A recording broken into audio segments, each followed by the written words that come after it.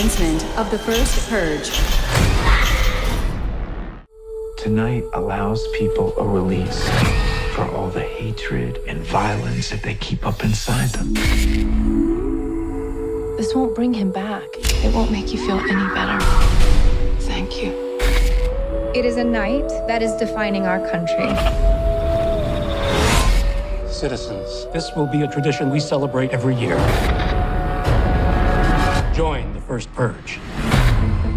Isaiah, come say bye. Go do your thing, sis. Always. I'll see you tonight. People are now calling this controversial experiment of legalized crime the purge. Do not purge! Do not purge! You and Isaiah, just stay with me during the purge. Oh, we're gonna be fine on our own. We are here with Dr. May Updale. She came up with this experiment. Is the purge a political device? It is a psychological one. If we want to save our country, we must release all our anger in one night. Tonight, we'll see the good and evil in everyone. This is your emergency broadcast system announcing the commencement of the first purge. Our neighborhood is under siege from a government who doesn't give a shit about any of us. At the siren, all crime, including murder, will be legal for 12 hours. There's a lot of good people out there who we're gonna have to protect.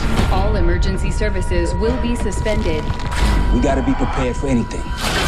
Your government thanks you for your participation. Parties, you predicted a much higher level of participation. Human nature does not obey the laws of politics. What the hell is going on?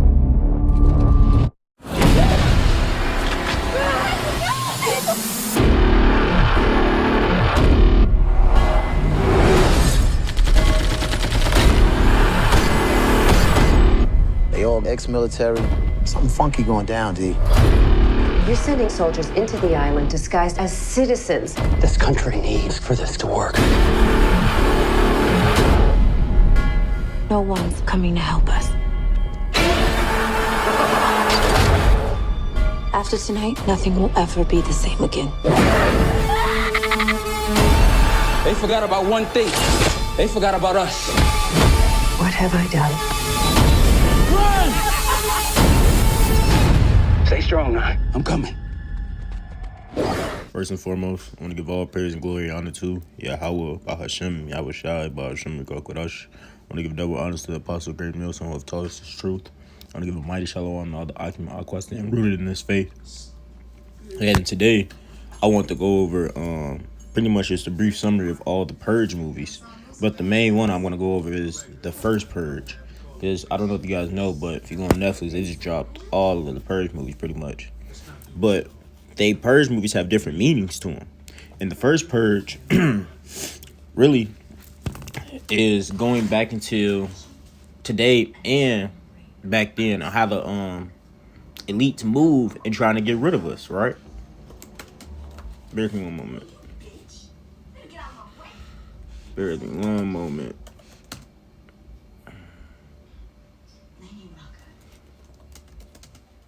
Because if you go back, the CIA was a part of why the Crips and Bloods were formed in Los Angeles, right? And then they were also, if you remember, they were dropping off drug crates and gun crates and J communities. Now, if you watch the first Purge, the whole setup of the Purge was the same thing they're trying to do again now. The woman says that we started the Purge because, one, we want to lower the crime rate. But two, the man said we need to lower the population in general. So what were they doing since naturally Jake wasn't killing each other? They start sending ex-military people out there to start doing the bidding that they needed done. It started making race wars and civil wars, starting things on the inside, making people think that it's really Jake against Jake when it's not. Right? This is the same thing that you had Billy Boy talking about lowering the CO2 levels, and next you know, number 19 hit. It's all the same thing. They're just running the same trick over and over again, right? Because what is their end goal? They want to get rid of us, right? Did they not say that in Psalms 93? But let me start off with Proverbs 1:11. It says, this is the Lord talking to us. If they say, come with us, let us wait for blood. Let us lurk privily for the innocent without cause. Let us swallow them up alive as the grave and whole as those that go down to the pit. So pretty much, This is them pretty much saying, let us hide and set traps. Come with us so we can kill your people off. Because this is all they want to do. You have to realize that he's had a perpetual hatred since the beginning of time. He's never liked us. So now that he's in rule, he has different type of ways to try to get at us. Through the water, through the food, through the system. Any little way that's possible to try to get rid of us, he's going to do it. So what is he doing now? He's doing, what's it called? Biochemical warfare. He's trying to get at us from the inside, our systems. He's trying to shut our systems down. And then what is he going to do? Once he has control of what he wants control of, he's going to start shutting down these grocery stores. He's going to start shutting down these jobs, banks, hospitals, different things that you need. And then he's going to make you want to do his bidding in order to get him back. He's putting you in a hard situation that he knows that you're going to have to fold under. But he didn't put in account the Lord's elect, those men that were set apart. The men that are going to be saviors for their nation, right? So I also wanted to get, because I did bring it up, Psalms 83. It says, Psalms 83 and 2, it says, for lo, thy enemy makes a tumult, and they have hate thee, have lifted up thy heads. They have taken crafty counsel against thee, thy people, and consulted against thy hidden ones. They have said, come, and let us cut them off from in a nation, that the name of Israel may be no more in remembrance. For they have consulted together with one consent. They are confederate against thee. So pretty much, these are all the different nations coming together to pretty much say, let's do away with Israel. Let's break them from their heritage. And not just that, they're really trying to do away with this as a people in general. But the Lord says we are like the sand of the sea, a people that cannot be numbered. So the more that they try to kill us, the more we repopulate. You really can't get rid of Jake. All right? But these are the things that they're doing. They're setting up different type of crafty councils in order to get us to go against each other, in order for us to think that it's for a good cause. Because that's what they were pushing. The whole purge was for a good cause.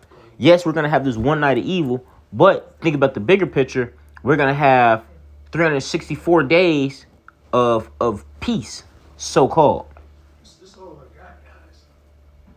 But at the end, you got to realize, stuff like this is big game for them. They're in control. They're also making money off of you. You're just benefiting. You're helping them profit throughout the whole situation. These are the same things that we need to be preparing our mind for, because these are the times we're going to be entering. You have to realize that Jacob's trouble is around the corner. So the same things that they're doing right now, these are just little test trials. Little test trials to see who they can eliminate off now, who do they have subjection over, and who is going to be the biggest threat and problems. They're going to separate us into categories, different groups, different militias, right? If you don't bow the knee to him, you're an enemy of the state. So prepare to be on his hit list. You're going to be one of the first people on his hit list, right? And then not only that, he's going to have your own people come against you, right? This is second address 15 and 16.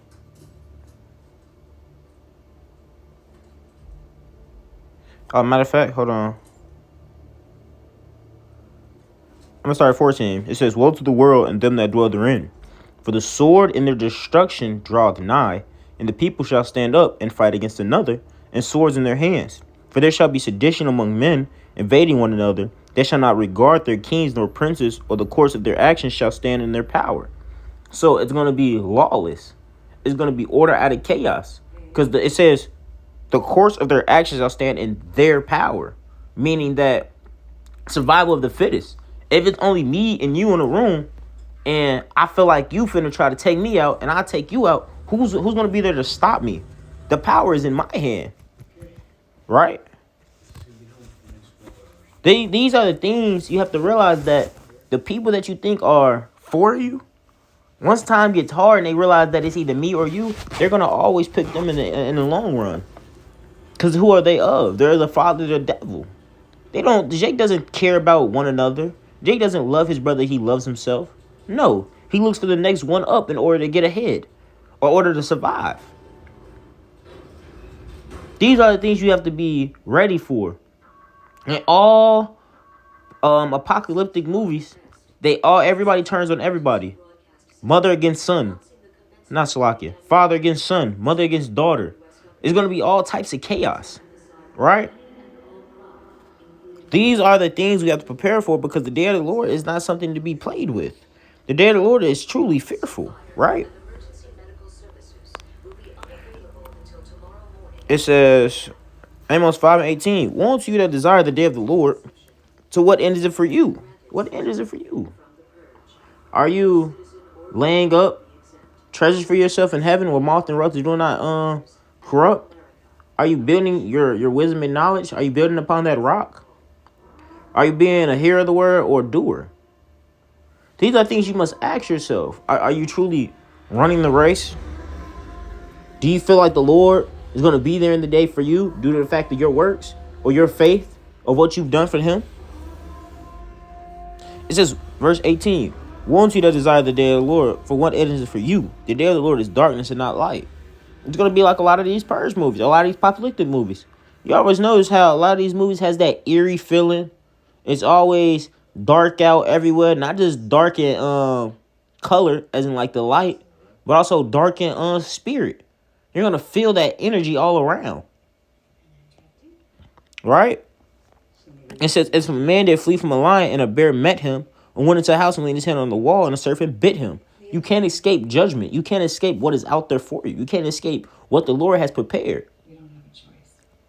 Everything happens for a reason. So you might escape one danger, but next thing you're in another danger. Why did you end up in this danger? Because the Lord has something coming for you. You ever seen the movies Final Destination? And those people that had so-called beat death, you don't beat death. If you don't die one way and it's meant for you, you're going to die another way. Right? It says verse 20, shall not the day of the Lord be darkness and not light, even very dark and no brightness in it? Brightness. It means no hope. It ain't going to be no hope in that day for you people that don't have the covering of the Lord. For you ones that are at Isaiah 30:1, going down to get covering from Esau, you're going to die like Esau. Don't hand join the hand. The wicked shall surely not go unpunished. The righteous shall surely be saved. These are the things you have to ponder upon. You feel me? These are things you need to think on. Because this is the time that we're entering. So what is the best thing to do if you understand that these are the times we're entering? You need to be getting your houses in order. Stay upon godly men. Birds of a feather flock together. That is a true statement. Stay upon godly men. Stay in the spirit. Stay around the spirit. Surround yourself in it. Indulge in it. Wake up in it. Go to sleep in it. Whatever it takes in order for you to get your relationship right with the Lord and to know that in that day, that Revelations, I believe, 3 is going to really kick in. I think it's Revelations 3. And that includes my life. Yep. That's 2 of them. Actually, I'm going to get all of them. Let me see.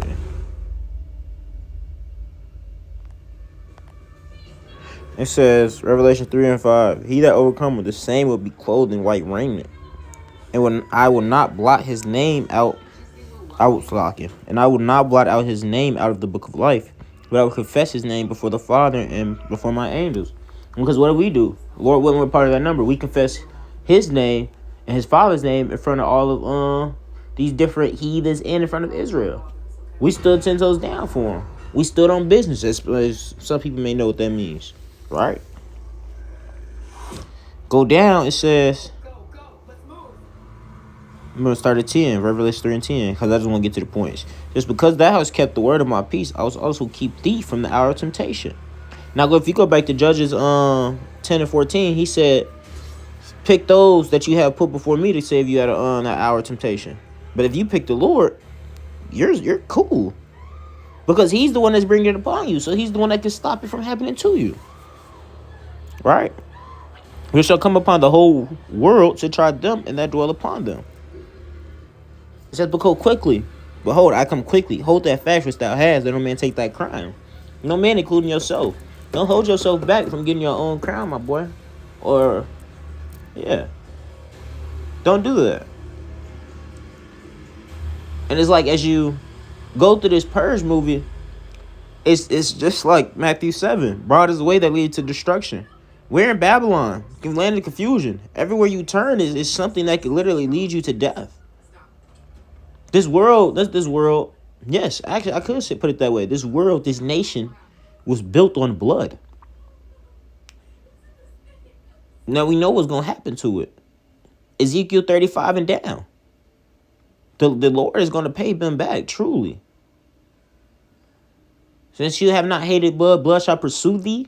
What do you think that means? That's their judgment, what's to come. And he's not going to stop because you're trying to be in the way and say, no, this Papa E. No, you're going to die right with him. Draw a line in the sand and stand on which side who you serve. Roughly paraphrasing if you know. Right? So I hope this video is edifying, brothers and sisters. Because, Lord willing, if you go back and watch all these Purge movies, they're just bringing down this nation slowly but surely. And you're trying to bring down Jake in order to further our affliction and to further their kingdom. Prepare your minds, brothers and sisters. Prepare your houses. The Lord is on his way. Truly believe that. Your salvation is nearer than what you believe. And with that, I want to give all praise and glory and honor to Yahweh, Bahashem, Yahweh Shai, Bahashem, Rikwak Wadash. I'm going to give double honors to the Apostle Great Millstone, man. Shalom.